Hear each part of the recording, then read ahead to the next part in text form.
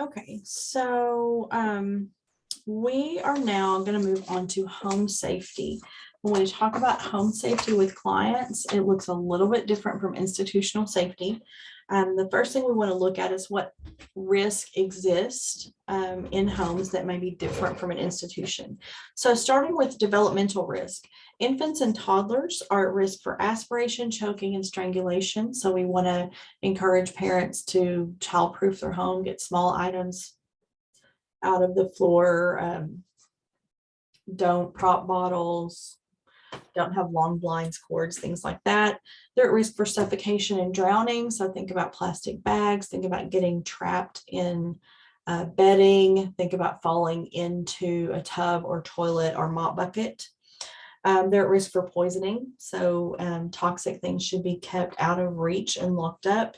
They're at risk for falls. So infants should not be left unattended on a high table, for example.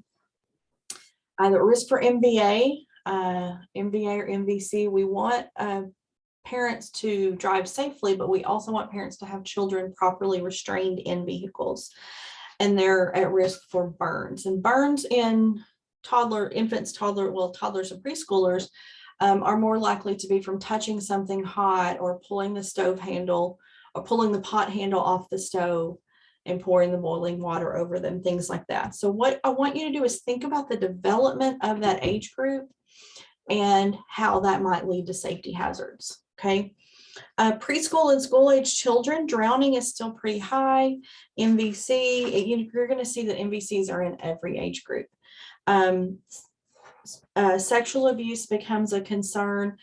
Infants and toddlers are sexually abused at times. It becomes more frequent as kids get to preschool and school age because of greater exposure to other adults. Sexual abuse is almost always someone known to the child, just so you know, it's rarely strangers.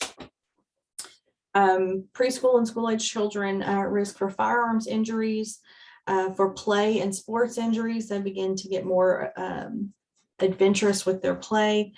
Bicycle, ATV, and skateboard accidents. They should be wearing helmets on all of those. Burns, poisoning. Poisoning kind of goes down because they're less likely to stick stuff in their mouths that doesn't belong, but that's still there on the radar. Adolescents, MVC, sports injuries, and usually those become more serious because the kids have gotten bigger and stronger, so the injuries can be worse.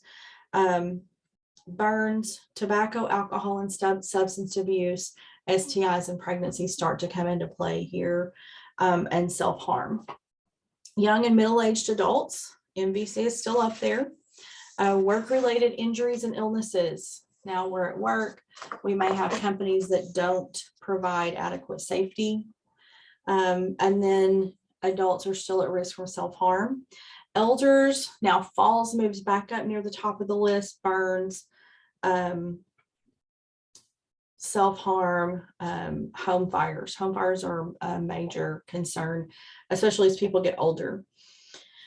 So home safety plans, what are some things that we need to teach patients about being safety home? First of all, they need to have emergency numbers visible. Kids can be taught really young to dial 911.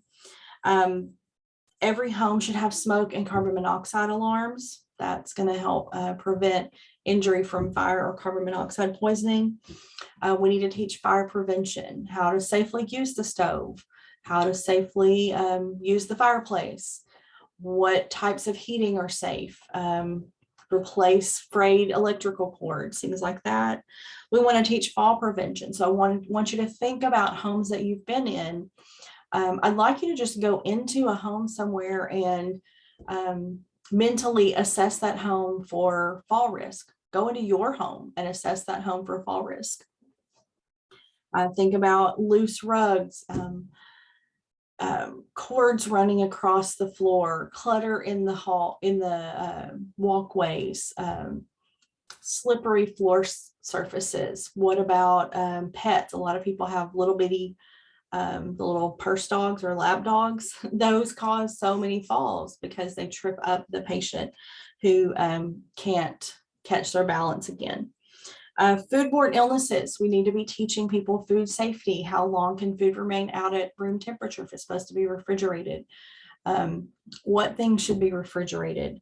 What things shouldn't be cross-contaminated? One common cause of foodborne illness is, one of the most common is actually produce. So people should be washing their produce when they bring it in the house. But a separate cutting board should be used for things that are going to be eaten raw and things that are going to be meats that need to be cooked. The most common foodborne illness outbreaks are traced to produce because we eat produce without cooking it.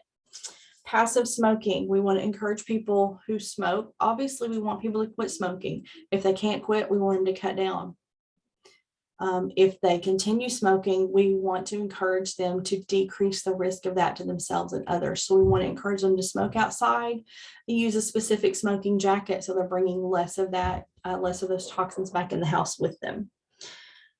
We want to teach gun safety. And that doesn't mean no guns. Gun safety means that everyone in the home where guns are needs to know about the gun safety. But that also means having guns locked up separate from ammunition. MVC, we want people driving safely, but we also want people to be properly restrained. Keep vehicles in good repair to prevent injuries.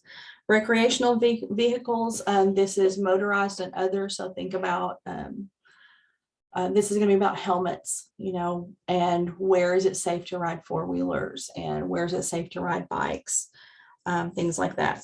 So I want you to think about safety from a home perspective.